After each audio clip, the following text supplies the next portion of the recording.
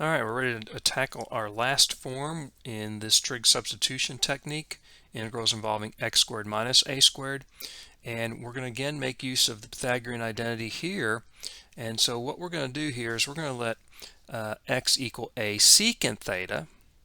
Now there's a strange restriction here. Don't get caught up in this. This restriction is simply going to make the secant function 1-to-1 and obtain all its values so that I can indeed define the secant inverse function. So with this, so if x is equal to a secant theta, we know that secant theta would be equal to x divided by a, and we can again draw our right triangle off of that, and theta is secant inverse of x divided by a. Okay. The derivative of secant theta is secant theta tangent theta. Do you remember that? So dx is a secant theta tangent theta d theta. And then why does this work? So if I replace x squared, under the radical with what a squared secant squared theta, factor out that a squared, and then what am I left with? Secant squared theta minus 1. Well, secant squared theta minus 1 is tangent squared theta. All right, so I just get tangent squared theta squared tangent squared theta is tangent theta. So that's why that works. And so this last situation is where we're going to let x be a secant theta. Okay. So again, sine theta for this form, tangent theta for this form, secant theta for this form. So you do need to know those forms, but again, you don't just have to rote memorize. Think about how this works, right, with these identities. Use these identities to get that to come out correctly, to get that to work, so to speak. Again, you can use, instead of sine theta here, you could use cosine theta, and we can similarly set these up as cotangent or cosecant, because you have this relationship here as well. But because the derivatives of cosecant and cotangent involve negative numbers, it just makes it a little bit slightly messy. So we will stick with these. All right, so let's go ahead and hit it right away. Let's look at this one here. There, I've got my square root of x squared minus a squared, right? Notice the difference there. A squared is 9, and so a is 3. And so I'm going to use x equal a3 secant theta. Right away, I'll say my dx is 3 secant theta tangent theta d theta, derivative of secant. And when I look at this square root of x squared minus 9, what's that going to be? Of course, that's the square root of 9 secant squared theta. Factor out the 9, it comes out as square root of 9, which is 3. Left with secant squared theta minus 1. And what is secant squared theta minus 1? It is tangent squared theta.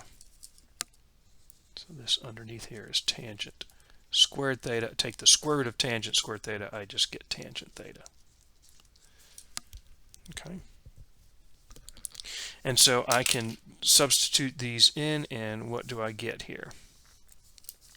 dx up top. Well, don't forget dx is important, right? I've got this dx is 3 secant theta tangent theta d theta. Down below I've got x squared. Squaring that gives me 9 secant squared theta. And then the square root of x squared minus 9 is 3 tangent theta. Okay, now simplify. And you see some things, right? Notice this 3 and this 3 we can cancel. I've got this tangent theta with this tangent theta, and a secant theta here and 2 down here, so I can divide top by secant theta and the bottom by secant theta, leaving me 1 secant theta. And so when I do all that, up top I just have d theta, and I've got over 9 secant theta, right? 9 times secant theta.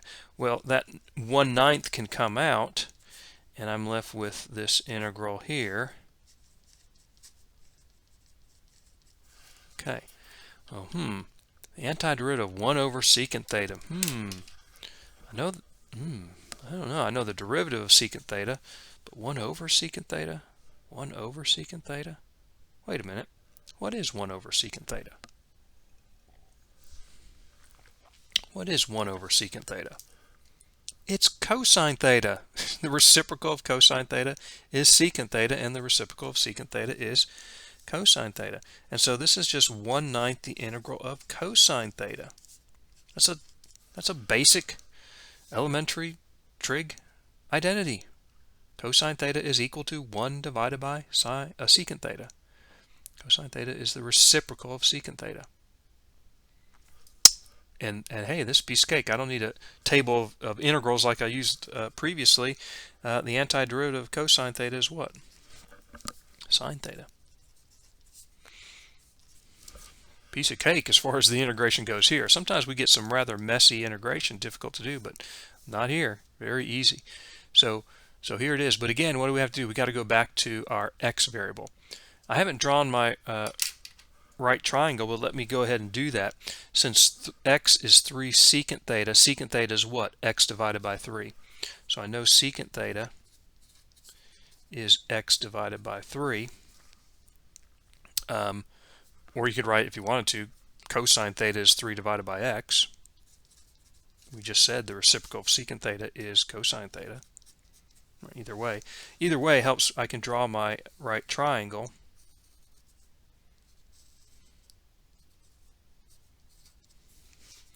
Secant is hypotenuse over adjacent.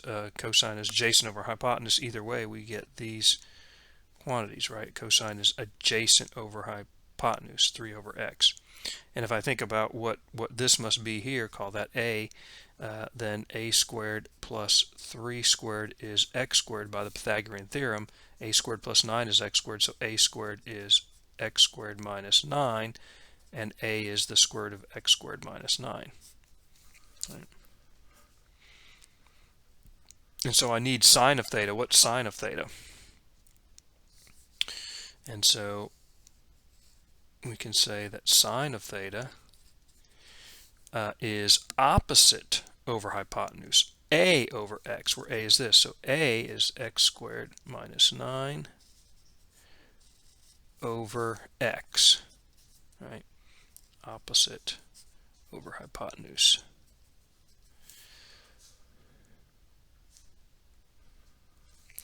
And so with that, we have our answer. This is 1/9 sine of theta, and sine of theta is x squared minus 9 over x plus c. I guess I can bring that 9 underneath there and just write it a little more compactly as this.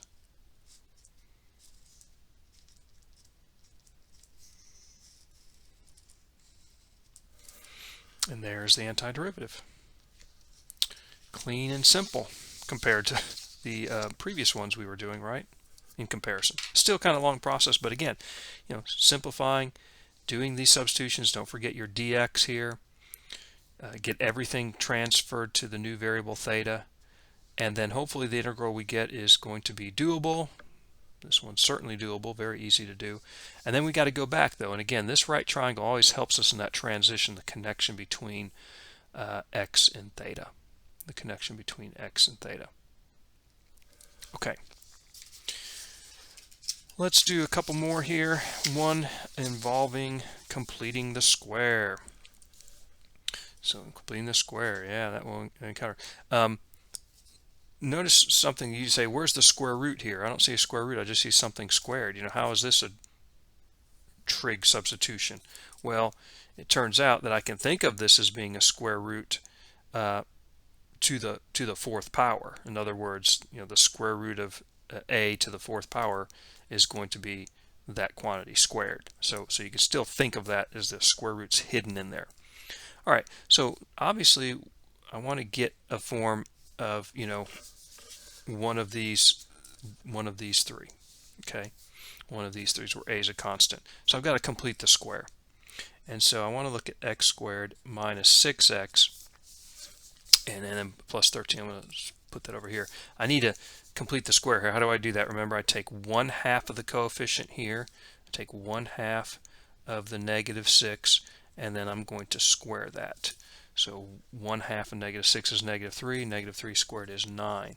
So that's what I want to add, but I have to immediately subtract it, right, to make sure I don't change anything, my net has to be what? My net has to be 0. My net has to be 0. But now what do I have? This part here, that's going to factor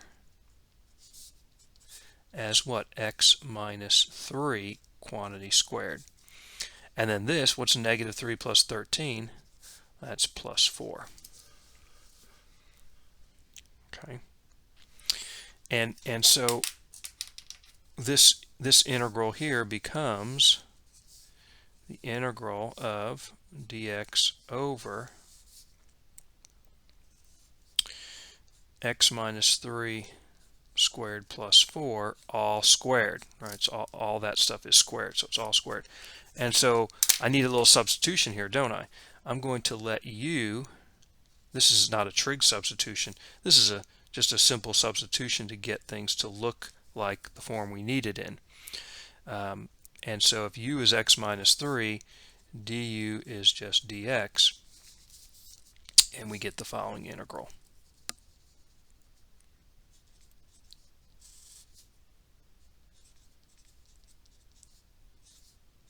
Now I'm in the form. Now I'm in one of these forms. Instead of x, though, I've got u.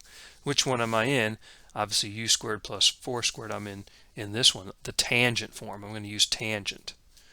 Okay, and what's a in this case? Notice a squared is 4, and so a is 2. And so now my substitution is going to be u, right? Our variable is not x anymore. It's u is a to tangent theta. Okay, so it can be kind of confusing. We got x, and then we went to u, and now we're going to theta. So we're kind of doing two substitutions. First one is a simple substitution, and the second one is a trigonometric substitution. Immediately I look at my du. The derivative of tangent is secant squared.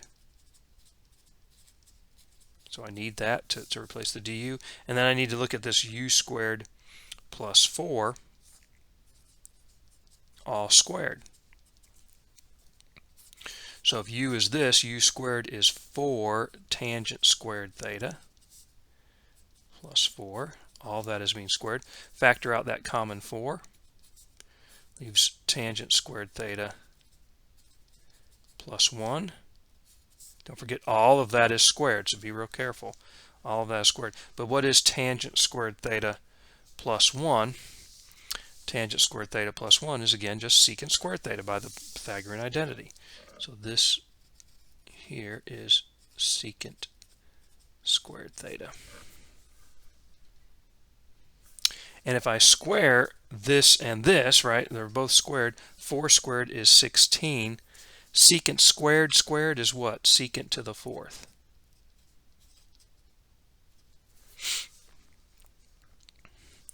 And so this integral now becomes what? Up top is du, and du is this, 2 secant squared theta d theta over u squared plus 4 squared, which is what? 16 secant to the 4th theta.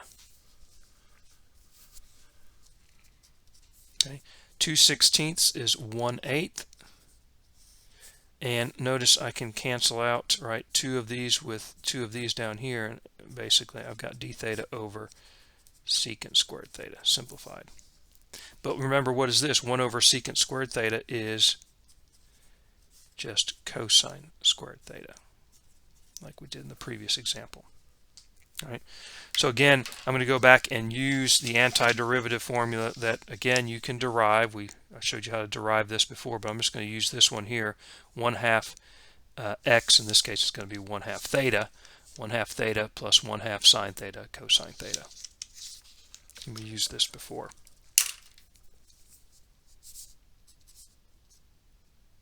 So it's 1/8 times what?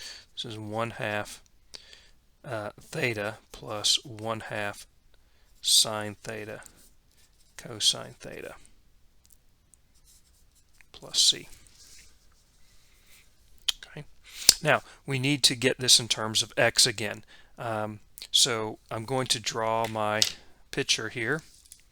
Actually, we're going to get it in terms of u, and then we'll get back to x. So first of all, in terms of u is 2 tangent theta. So what's tangent theta? U divided by 2. So we got tangent theta is U divided by 2. And remember, tangent theta is the opposite over the adjacent side. And so I can draw my right triangle.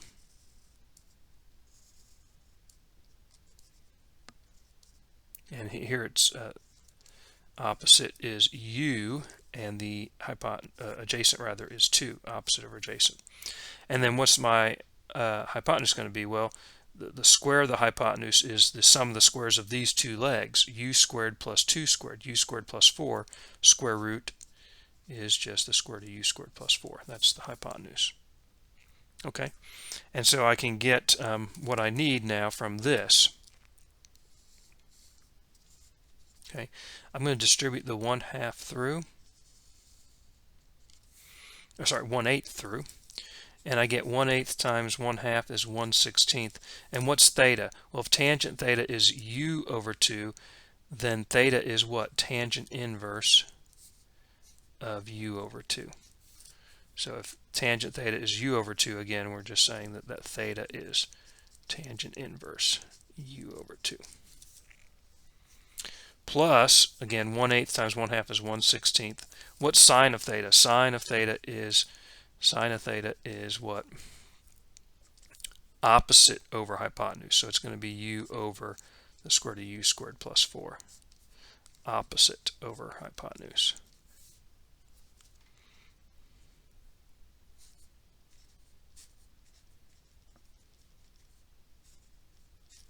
And what's cosine theta? It's adjacent over hypotenuse, right? 2 over that.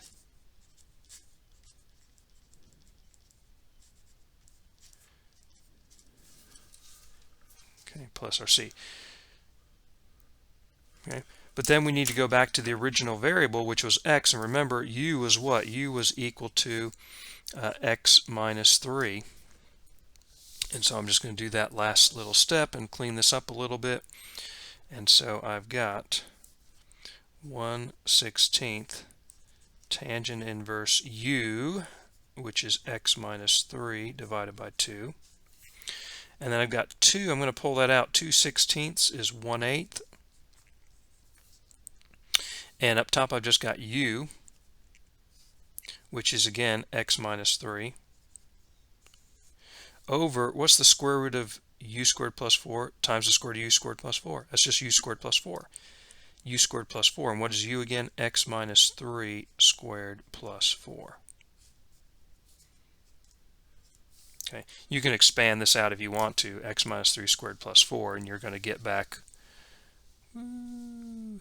this, right? If we expand x squared minus 3 plus 4, we're going to get back to x squared minus 6x plus 13. You can write that way as well. But this now essentially is good enough.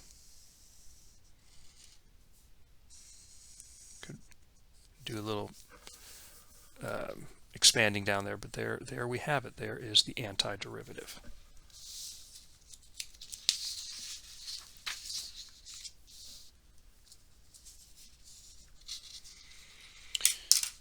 Okay, we'll stop here. I'm going to do one more video to show you just the one little interesting problem to find the area of a circle using trig substitution. So we'll do that in the last video.